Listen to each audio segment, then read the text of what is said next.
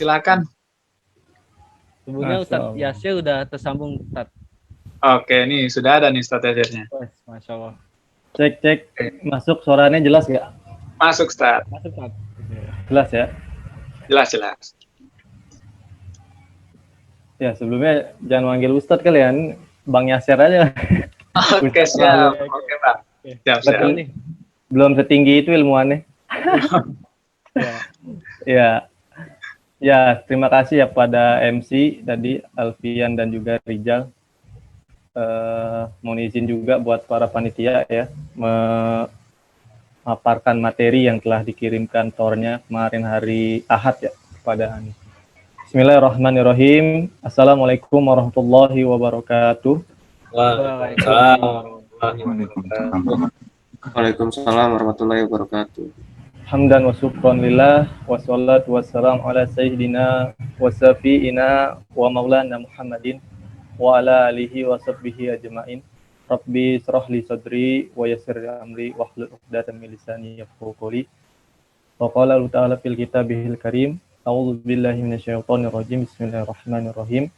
Ya ayyuhalladzina amanu taqullaha haqqa tuqatih wa la tamutunna illa wa antum muslimun. Wa qala Rasulullah sallallahu alaihi wasallam, raditu billahi rabba wa bil islami dina wa bi Muhammadin nabiyya wa rasulah. Sadaqallahul azim wa sadaqa Rasulullah habibul karim wa nahnu ala zalika minasyahidin asyakirin walhamdulillahi rabbil alamin.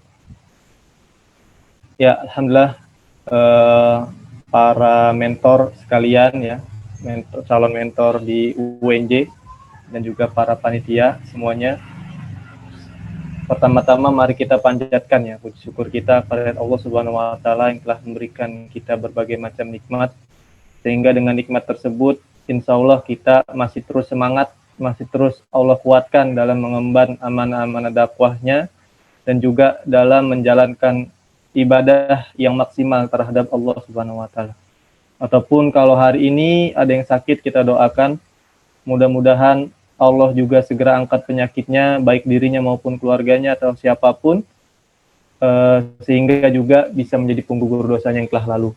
Sholawat teriring salam, tak lupa kita hanturkan kepada seluruh dan kita, kedua sana kita Nabi besar Muhammad Sallallahu Alaihi Wasallam, beserta keluarganya, sahabatnya, para pengikutnya, termasuk kita yang insya Allah istiqomahkan hingga akhir zaman.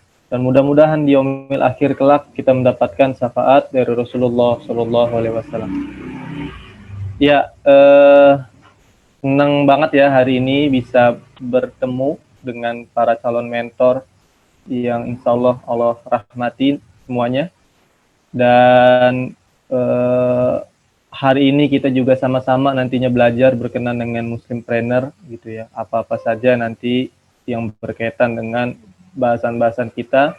Mudah-mudahan karena ini nantinya akan teman-teman sampaikan lagi ke para mentinya. Benar nggak para panitia atau seperti apa? Ya, insya Allah kayak gitu. Nah, jadi kalau bisa, kalau memang ada yang perlu dicatat, disiapkan catatannya, silakan dicatat. Karena yang namanya juga PPT, aneh hanya menuliskan poin-poinnya aja kayak gitu. Sebentar nih, kayaknya gelap ya, nyalain lampu dulu bentar.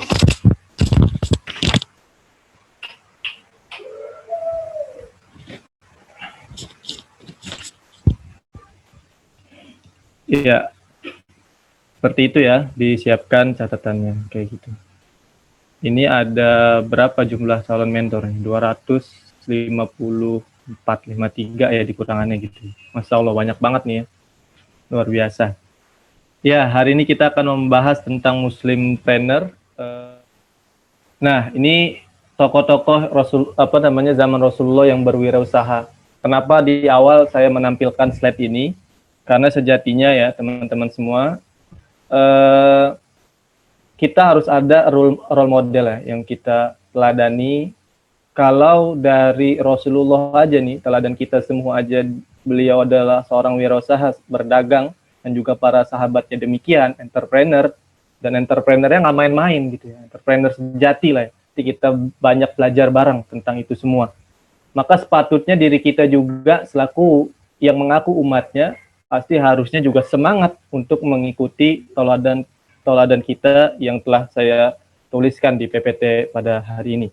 Yang pertama yaitu Rasulullah. Kita tahu Rasulullah itu di umurnya yang ke-8 tahun ya, ketika ditinggal kakeknya, dia diasuh oleh pamannya.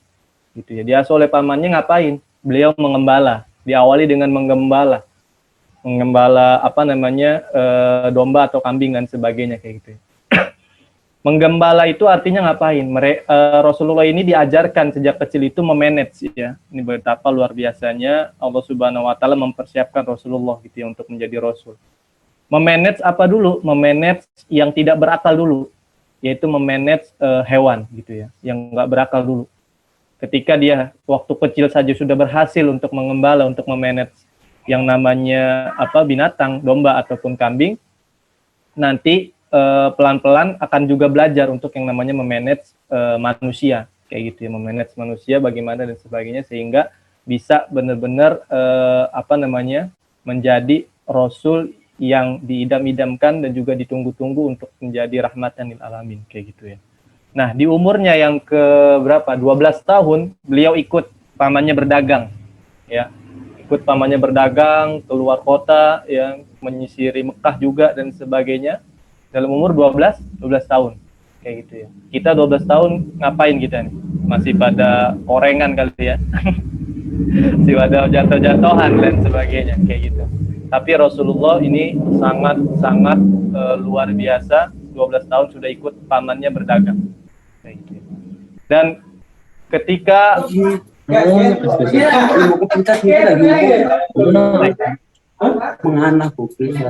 kenapa nih? Ada yang rusuh bagaimana nih? Ya, alhamdulillah udah di-mute ya. Ya, lanjut. Di umur 12 tahun itu pula sampai nanti umur 17 ada seorang investor ya, ada seorang investor yang menginvestasikan dananya ya untuk dikelola oleh Rasulullah. Bayangkan ya, masih kecil 12 tahun ya, masih anak-anak kategorinya 12 tahun. Ya gitu, sudah diamanahkan. Makanya beliau ini nantinya akan mendapat gelar Al-Amin itu, yang dapat dipercaya. Bahkan orang Yahudi sekalipun kalau nitipin barangnya itu pasti sama Rasulullah gitu ya. Enggak sama yang seagama dengan dia, karena dia lebih percaya sama Rasulullah. Nah, ini juga sebagai bentuk kenapa Rasulullah itu dibentuk sejak dini untuk menjadi seorang rasul gitu ya. Dapat gelar Al-Amin di situ. Dan dalam waktu 5 tahun ya, dalam waktu 5 tahun Rasulullah ya, berarti di umur 17 tahun, Rasulullah ini sudah bisa mengembalikan seluruh investasi beserta keuntungan-keuntungan dari sang investor tersebut gitu ya. Sudah bisa dikembalikan oleh Rasulullah. Umur 17 tahun. 17 tahun kita lihat lagi, kita masih ngapain di 17 tahun? Masih main game online dan sebagainya. Masih banyak hal sia-sia mungkin yang kita lakukan. Tapi Rasulullah sudah bisa dia mengembalikan yang diinvestasikan oleh investor tersebut, dan dia bisa membangun sendiri usaha dagangnya di umur 17. Dan sampai 8 tahun, sampai umur 25 ya, Rasulullah itu berhasil melamar sang investornya tersebut, yaitu Siti Khadijah ya, Khadijah. Di umur 25 tahun ya. Ini kalian udah ada rencana belum 25 nih? Ya, saya ngikutin Rasul aja 25 menikah ya, alhamdulillah. Mudah-mudahan nanti teman-teman juga kalau udah benar-benar bisa nih mengikuti kesuksesannya Rasul, mudah-mudahan umur 25 juga bisa menikah juga, biar nggak banyak kemaksiatan yang kita jalankan kayak gitu ya. Kayak gitu, 25 tahun dia berhasil melamar sang investor, dan gak main-main maharnya ya. Dan teman-teman juga jangan berpikiran Rasulullah itu miskin atau bagaimana dan sebagainya. Cuman tidur beralasan itu ketika dia mendapatkan amanah sebagai rasul gitu ya. Tapi sebelum itu gitu ya, dia nggak main-main. Maharnya itu adalah sebanyak kurang lebih itu 30 ekor unta. Bayangin ya. Satu ekor unta sekarang berapa sih harganya? 50 jutaan ya. 30 juta berapa? Bisa dikalikan. Kurang lebih 1 miliar lah ya. Berserta dengan emas pada saat itu juga ya. Rasulullah maharnya sedemikian rupa. Ini luar biasa gitu ya. Umur 25 sudah mencapai kesuksesan yang sangat luar biasa, bahkan investornya itu dilamar sama beliau gitu ya. Luar biasa. Nah, inilah Rasulullah. mencontohkan kepada diri kita bahwa sesungguhnya umat muslim itu harus kuat dalam sisi ekonominya juga, kayak gitu. Nah yang kedua Abu Bakar. Nah mungkin ini yang menjadi luput ya, nggak banyak kisahnya ataupun para ustadz atau apa namanya yang sering kita dengar nggak banyak menceritakan Abu Bakar ini ternyata juga seorang wirausahawan. Ya. Kita mungkin pernah mendengar Abu Bakar itu pernah ya dikatakan dalam sirahnya sampai Umar geleng-geleng kepala ya kalau dia sudah infak gitu ya. Bahkan Umar itu ketika diseru oleh Rasulullah untuk mengadakan infak untuk jihad di jalan Allah, ya Umar mensedekahkan ya 50% hartanya. Dia merasa pasti Abu Bakar kalah nih dalam hal ini sama aneh lah misalkan kayak gitu lah. Bahasa Umar mungkin kayak gitu dulu. Nah, tapi ternyata Abu Bakar ngapain? Menyumbangkan seluruh yang ia punya dan menyisakan Allah dan Rasulnya untuk keluarganya, kayak gitu. Sampai Umar kaget gitu ya. Gila kali ini orang gitu ya. Semuanya di ini. Tapi yang menjadi poin penting itu harta yang sifatnya fix ya, yang ibaratnya ibaratnya tabungan lah ya, tabungan dia ataupun yang saat ini dia punya gitu ya. Bukan yang berjalan ya. Kalau kita dalam ekonomi kan adalah harta lancar, ada harta yang ini dan sebagainya kayak gitu. Nah, ini harta lancarnya Abu Bakar ya dalam hal wirausaha dia itu juga banyak gitu ya. Jadi dia bisa muter lagi walaupun dia ngasih seluruhnya nih yang saat ini fix ininya ya, harta yang fix yang dia punya itu dia kasih gitu untuk dia di jalan Allah, tapi tetap ada ya. Ada harta yang dia juga kelola. Artinya usaha yang dia kelola. Artinya dia bisa putar lagi tuh duit, walaupun saat ini tabungannya semuanya dikasih gitu ya. Nah itu Abu Bakar, yang selama ini mungkin kita nggak banyak tahu. Yang ketiga ada Utsman bin Affan. Ini juga mungkin kita sudah sering mendengar lah ya kisahnya. Beliau sampai saat ini, sampai akhir zaman pun ya pahalanya mengalir terus karena dia telah membebaskan sumur yang dimiliki oleh orang Yahudi gitu ya untuk kemaslahatan umat Islam sampai detik ini pun terus ya dia memiliki rekening Utsman bin Affan gitu ya, terus mengalir rekening kebaikannya, rekening pahalanya terus mengalir. Mudah-mudahan kita juga bisa seperti Utsman bin Affan ya, kayak gitu ya. Atau dia juga ya di perang yang saat itu perang apa namanya Hasan dan Husain wafat gitu ya, dia luar biasa menginfakkan banyak hartanya pada saat itu karena memang kondisi perang tersebut jaraknya sangat jauh, butuh perbekalan yang sangat banyak dan sebagainya, dan Utsman ini ketika dia bersedekah jor-joran banget, luar biasa. Nah yang keempat kita juga sama-sama tahu dan ini mungkin yang sering terdengar di teman-teman semua yaitu Abdurrahman bin Auf, orang terkaya nomor 1 di Mekah pada saat itu, dan ketika hijrah dia tidak membawa apapun, tidak membawa sepeser apapun harta yang dia miliki untuk hijrah ke Madinah. Dia ditawari yang namanya mau duit berapa, mau rumah yang gimana, sampai bahkan ditawarin istri, saya ceraikan istri saya, silakan dinikahkan karena yang ditemankan bahasanya gitu ya oleh Abdurrahman bin Auf ini memiliki 2 istri sampai sebegitunya. Dan Utsman bin Affan nggak usah, cukup tunjukkan saya di mana pasar. Nah ini Utsman bin Affan gitu ya. Tunjukkan di mana saya pasar dan dalam waktu berapa menurut teman-teman kira-kira Utsman bin Affan ini bisa mengembalikan kejayaannya untuk menjadi orang terkaya nomor 1 lagi di Madinah. Berapa waktu yang Abdurrahman bin Auf ini butuhkan? Silakan coba dijawab dulu. Ya kita enggak ini. Menurut teman-teman aja, kira-kira berapa lama Abdurrahman bin Auf? 1 bulan? Ada lagi jawaban yang lain? Sebulan? 3 bulan? Iya, Masya Allah. Iya, benar ya, benar banget dari teman-teman semua. 3 bulan. Cukup waktu 3 bulan bagi Abdurrahman bin Auf untuk mengembalikan kejayaannya menjadi orang terkaya nomor 1 lagi di Madinah. Luar biasa banget. Nanti mungkin di sesi lain kita bisa membedah lagi ya berkaitan dengan strategi apa yang bisa kita ambil dari Abdurrahman bin Auf sehingga dia sangat luar biasa kalau dalam berbisnis kayak gitu. Oke, next.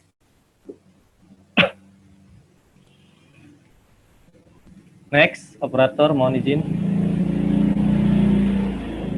Ya, nah ini sekarang pandangan Islam terhadap manusia ya.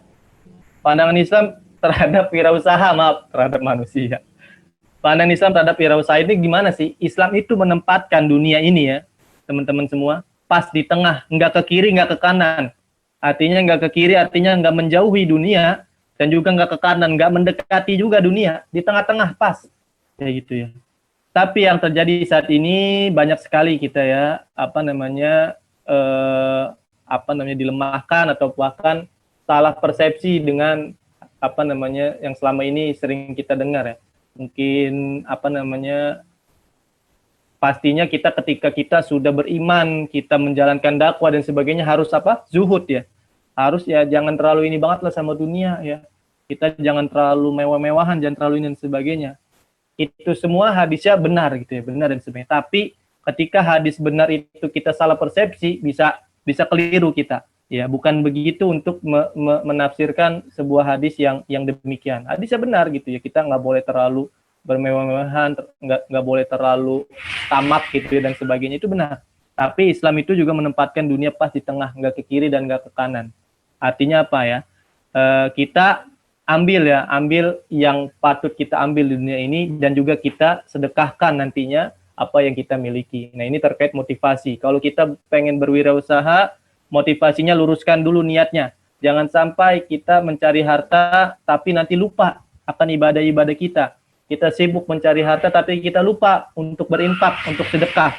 Ketika kita sukses, kita lupa kita udah jadi orang kaya, sedekahnya masih seperti yang biasa-biasa aja, bukan sedekah kayak orang kaya gitu ya. Kita lihat tadi ya para sahabat kalau sedekah luar biasa kan. Nah, itu ya. Nah, ini juga saya juga masih ada waktu nggak nih? Coba sedikit ya masih lah, insya Allah ada waktu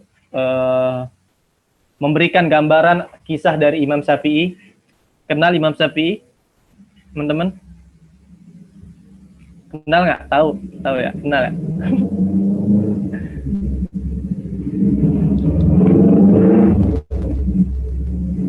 Tahu Ustaz, kenal Ustaz. Kenal di mana kira-kira nih? Ini aja nggak kenal, belum sempat kenalan nih.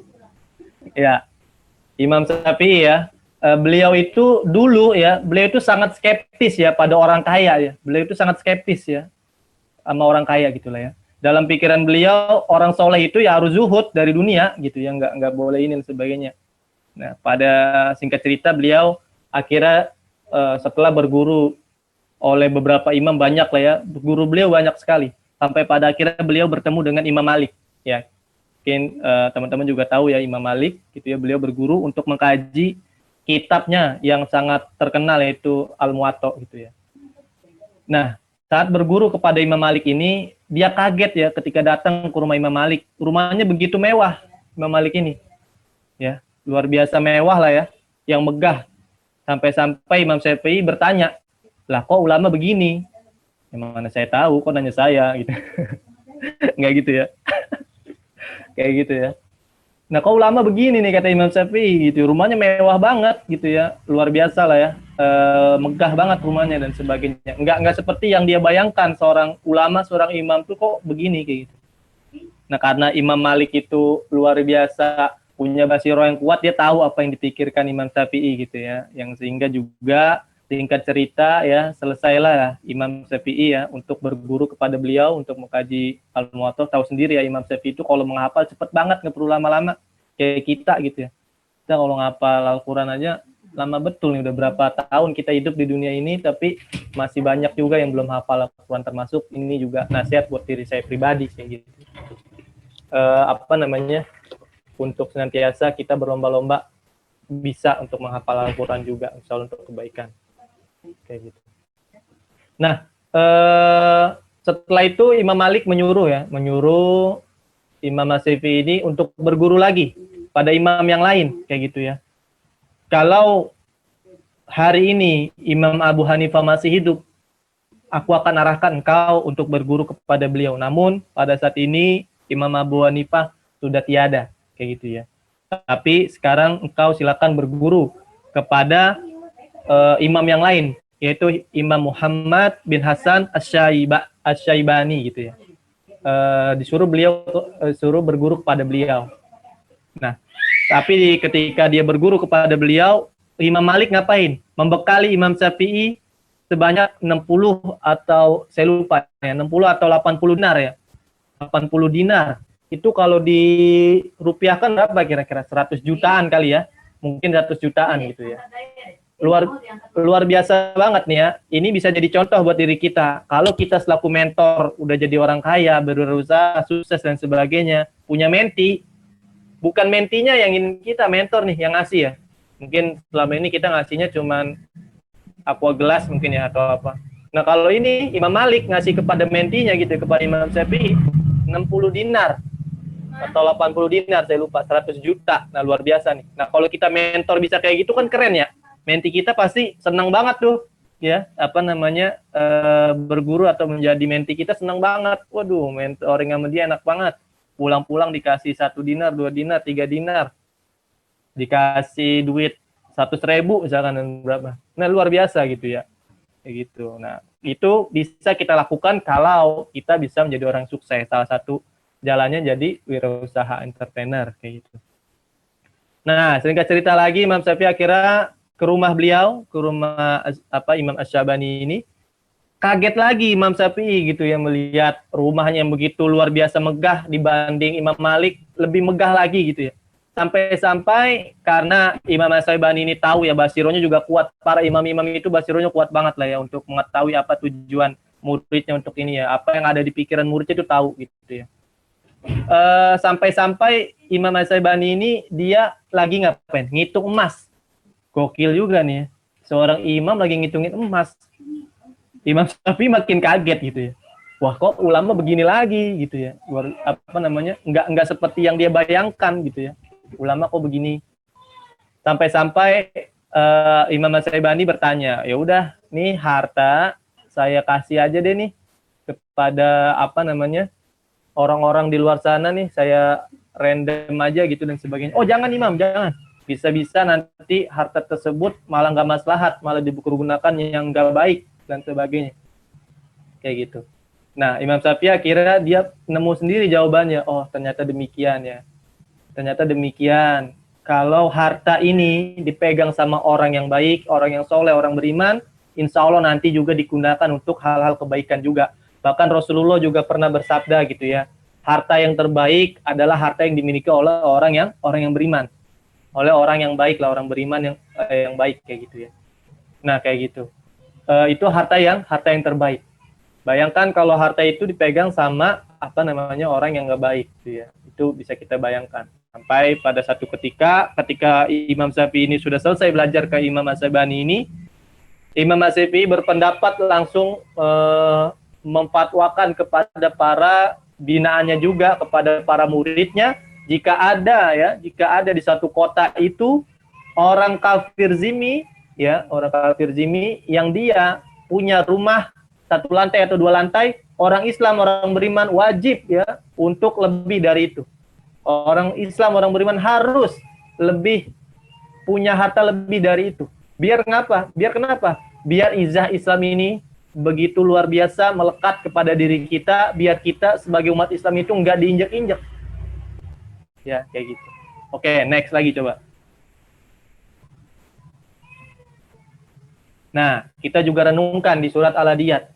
Kita disuruh untuk berlomba-lomba untuk bisa menjadi orang sukses sehingga kita bisa beramal dengan baik, bisa beramal dengan maksimal, gitu ya, beramalnya orang-orang kaya gitu ya. Jangan sampai kita beramal yang biasa-biasa aja, tapi kita juga diberi batasan. Kita jangan sampai lupa. Kita diingatkan dalam Quran surat Al-Adiyat ayat ke-8. Wa innahu lihubbil khairi lasyadid, dan sesungguhnya cintanya kepada harta benar-benar berlebihan. Nah, kurang lebih tafsirnya seperti ini. Dan sesungguhnya cintanya kepada harta benar-benar berlebihan. Kecintaan berlebihannya pada harta membuatnya materialistis, mengumpulkan harta dengan jalan apapun. Nah, ini nggak boleh. Tidak peduli halal atau haram, dan ini juga nggak boleh. Kita harus hati-hati. Cintanya itu juga membuatnya bakhil. Nah, itu juga nggak boleh. Udah kita punya banyak harta tapi kita bakhil, seperti apa? Korun, ya. Itu nggak boleh. Jadi pendemin kita nanti sama Allah harta kita. Dan cenderung menggunakan untuk sesuatu yang tidak benar. Nah, ini juga nggak boleh. Kita punya power tapi kita menggunakan sesuatu yang malah nggak benar gitu dan sebagainya. Ini juga nggak boleh kayak gitu ya. Ini adalah niat yang harus kita luruskan dulu sebelum kita menjadi entrepreneur, kita harus demikian. Punya niat yang baik, punya niat yang lurus. Ketika kita sukses, kita bisa beramal. Kita bisa memberikan kebaikan kepada orang lain di sekeliling kita. Sehingga manfaat itu dari harta yang kita miliki bisa menyebar kebermanfaatan itu kepada semuanya. Nah, sekarang pertanyaannya, dari mana kita tahu gitu ya kesuksesan yang selama ini kita dapat itu adalah istidraj dari Allah atau ini adalah nikmat dari Allah? Terima kasih telah menonton video dari kami. Jangan lupa di subscribe, like, and share video dari kami. Semoga bermanfaat.